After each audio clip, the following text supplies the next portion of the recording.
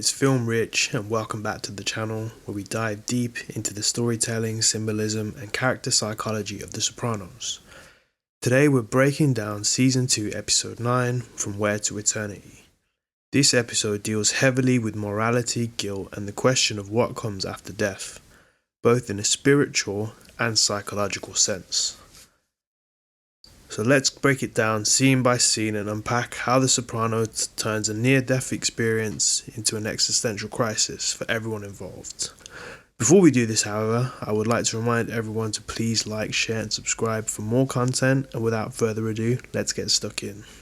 The episode opens right where the previous one left off. The family and crew gathered at the hospital, waiting anxiously as Christopher remains in critical condition after the shooting. The atmosphere is tense, everyone's on edge, and when Richie Aprile shows up claiming to have information about Matthew Bevilacqua, the surviving shooter, his presence only stirs suspicion. No one really trusts Richie, his reputation precedes him. Carmela, meanwhile, turns to prayer.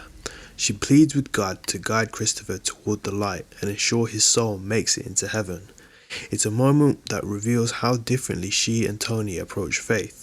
She looks for divine meaning, while Tony tends to look for control. Later at home, Carmela raises the issue of a vasectomy with Tony. She brings it up after hearing about a man who fathered a child with his mistress, a not so subtle reference to Tony's own extramarital behaviour. Tony reacts defensively, with visual discomfort. For him, the topic touches a nerve about masculinity and control. Two things he constantly struggles to maintain. Back at the hospital, Christopher has a close call. His heart stops for 2 minutes. When he comes back, he insists he saw the afterlife, but not heaven, hell. He tells Tony and Paulie that he saw his father and Mikey Palmice in an Irish bar, and Mikey had a message, 3 o'clock. Tony brushes it off as a hallucination, but Paulie is deeply disturbed. The encounter haunts Paulie. He starts having nightmares and in desperation visits a psychic under a fake name. The psychic claims to see the spirits of Paulie's victims following him, calling him out for each murder. Paulie's tough guy facade collapses as he panics, lashes out and storms off.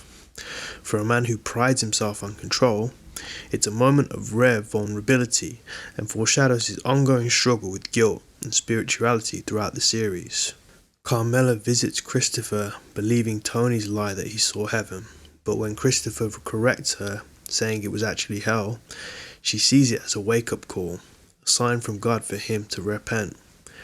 Christopher, lost in pain and addiction, rejects her attempts and simply ups his morphine drip, fading out. At home, Carmela and Tony revisit the vasectomy argument. The tension quickly spreads. Tony lashes out at AJ for dropping food and shaming him about his weight, calling him a disappointment as a male heir. It's one of the episode's harshest family moments, and it's one of Tony's meanest things. It shows his anger is displaced from his own fears about death, faith and control. In therapy, Dr. Melfi tries to explore Tony's moral compass. She questions how he justifies murder and whether he believes in hell. Tony argues that mobsters are like soldiers, exempt from damnation. He insists hell is for real evil people like Hitler or child molesters. But when Melfi presses, Tony erupts, angrily reminding her that his nephew is still in the hospital. The irony, of course, is that Christopher is already recovering. Tony's outburst reveals how denial functions as emotional armor. Meanwhile, Agent Lipari pressures Big Pussy to get closer to Tony.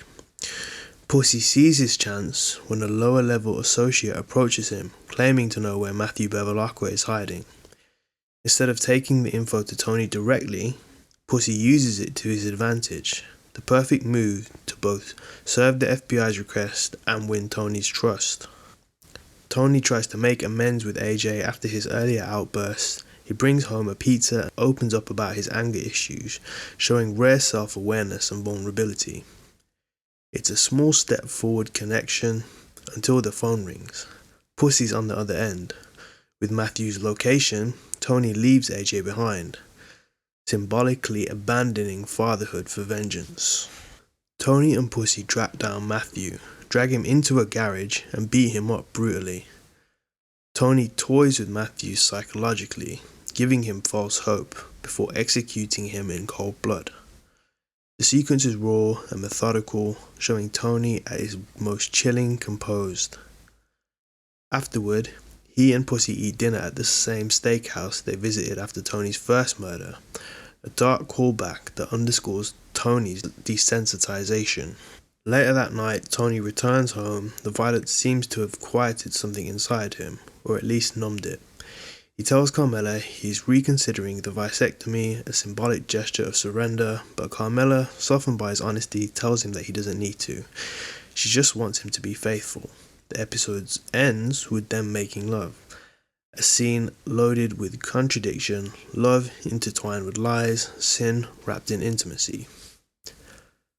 From Where to Eternity is one of The Sopranos' most thematically layered episodes, exploring guilt, faith, and the human need to find meaning in violence. Thanks for watching. If you found this breakdown insightful, don't forget to like, share, and subscribe, and check out for the next analysis where we explored how The Sopranos keeps blurring the line between confession and self-justification.